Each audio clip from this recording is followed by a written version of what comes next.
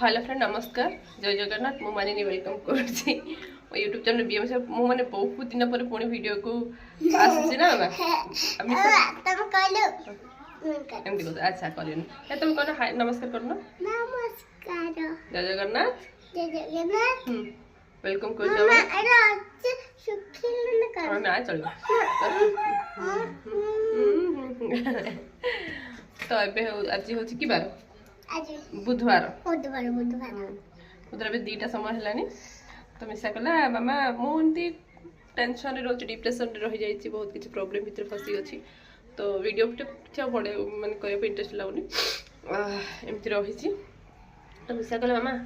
तो आ वीडियो बना के पकोने किसी ने बोल पको तारे लगे पकोनी का वीडियो टा हेला समय होनी वीडियो करनथली तो आज मु वीडियो स्टार्ट करछि कि गोटे कथा में मते रीजन में मन पड़ला तो मिसा को मु गोटे किसी दिन पूर्व गोटे माने 3-4 दिन भीतर पाठड़ी पढ़ौतली हमर पृथ्वी विषय रे छोटो नॉलेज ताकू दउतली तो ताकू सेति भीतर गोटे क्वेश्चन करथले से क्वेश्चन भीतर गोटे फनी मोमेंट आस्तिला तो जाहा से ताकू कैप्चर करि पारनी अच्छा तो बहुत फनी लागितला से क्वेश्चन टा तो तथापि मु ताकू से सठिक आंसर टाइप पर्यंत देइनी तो कहीं ना मुझे चाहूँ कि से जो आंसर मान उत्तर है तो से उत्तर टा मुझे ताकू देनी सठिक बुझेनी मतलब मजा लगे मुझे पुनः नेक्स्ट ताकू से क्वेश्चन आंसर टा वीडियो रे कैप्चर के एबे फनी आसे से मोमेंट जो मोमेंट से मते फनी मतलब लागिथिला तो से टाइप लागी न पारे आसी बनी से मजा कहीं मोमेंट से तो सब मोबाइल धर नथली अब करे है के तो मिस हे गला क्वेश्चन टा बहुत बढ़िया थिला तो कितो एबे से क्वेश्चन टा मिसा पचरी हैला निशा तब हम गोटे क्वेश्चन पचारि ना हाँ तो मुझे पढ़ाई विज्ञान विषय मन अच्छी अब पृथ्वी रे क्यों शक्ति अच्छी कही कह क्यों शक्ति अच्छी पृथ्वी क्यों शक्ति अच्छी कह मत पृथ्वी माध्याकर्षण शक्ति कह सूर्य क्यों शक्ति अच्छी महाकर्षण शक्ति है पृथ्वी माध्याकर्षण शक्ति पृथ्वी सूर्य महाकर्षण शक्ति अच्छा मुझे गोटे क्वेश्चन कही पर बुझो है महाकर्षण शक्ति अच्छे है तो मुझे गोटे कथा कही ना आम आंब गचरू आंब झड़ा कौन पड़ो गोटे टेकुआ कि फोपड़ा मारिक आंब झड़े था आउ गोटे तुम देखी आम खेल खेलु खेल खेलुचे कि नहीं खेल खेलला बेले आम बॉल को ऊपर को फोपाड़ुचे हेले बॉल टी को ऊपर को फोपाड़िले बॉल टा ऊपर को न जाइकी तल को कौन पे पळे आसुची कहले देखी तार उड़ी पक्षी नहीं कार पक्षी नहीं बाड़ा पक्षी नहीं बुझी पारले ए मोमेंट से मत आउट या ठार बहुत फनी आइला मु सॉरी ता मन रे आसी क्वेश्चन ना दे तो तबे से कम पे कहले ना से बॉल रो पक्षी नहीं सेति से ऊपर को उड़ी के जाई पने कोडी कोन को पळे आसी तल को पळे आसी एटा केते मजा लागु छी ना हां आता माखरा को बॉल रे पक्षी नहीं से ऊपर को उड़ी के जाई परनी ना तार पक्षी नहीं जे आता तम बकले तम उड़ी पळे हां बॉल रे पक्षी नहीं तेन को बॉल को हम जते ऊपर को माने फोपाडु छे बॉल टा तळ को कोन होची चले आसी तारा पक्षी ए मोमेंट में सेतल बर क्लास टाइम रे मुझे बहुत फनी लागितला मु हसी आखी जाई पाटी नहीं बॉल काय बॉल टा हमें तो ऊपर को फोपाडिले बॉल टा न ऊपर को न जाके तळ को काई खसी पडुची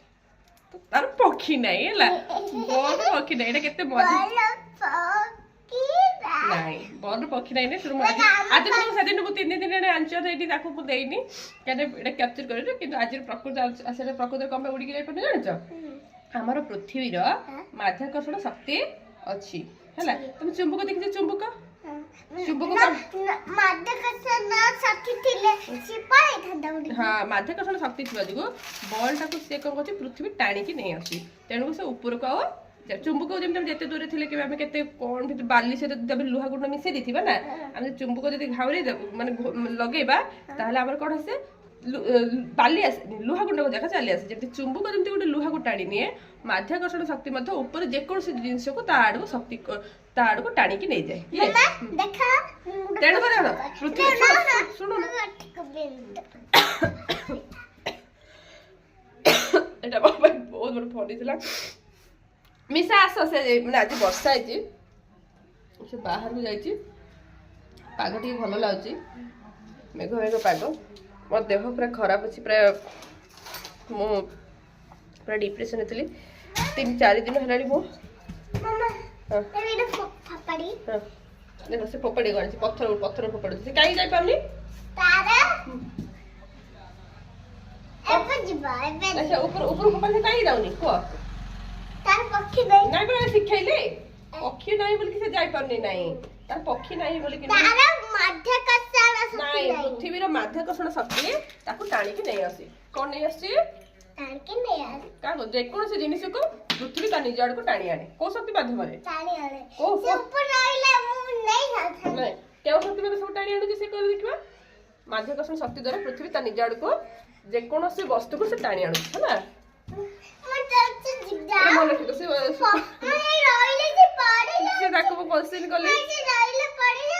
ପୃଥିବୀର ମାଧ୍ୟାକର୍ଷଣ ଶକ୍ତି ଏବେ ପୃଥିବୀ ନାଇଁ, ଏଇଟା ପୃଥିବୀ ତ ଅଛି, ସେଠି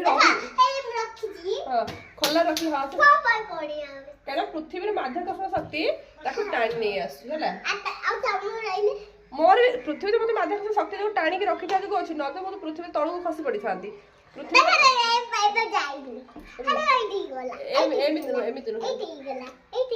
ବୁଝିଲା ଏଥର କଣ ପାଇଁ ମାନେ ଜିନିଷ? ଶୁଣ ଏଥର କୁହ ମତେ, ଶୁଣ ନା, ଏଥର କୁହ ମତେ କଣ ପାଇଁ ସବୁ ଜିନିଷ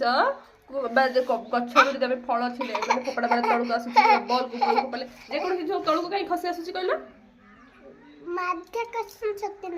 ପୃଥିବୀର ମାଧ୍ୟାକର୍ଷଣ ଶକ୍ତି ଟାଣିକି ରଖୁଛି ସବୁ ବସ୍ତୁକୁ, ଜିନିଷ, ହେଲା। ଦେଖନ୍ତୁ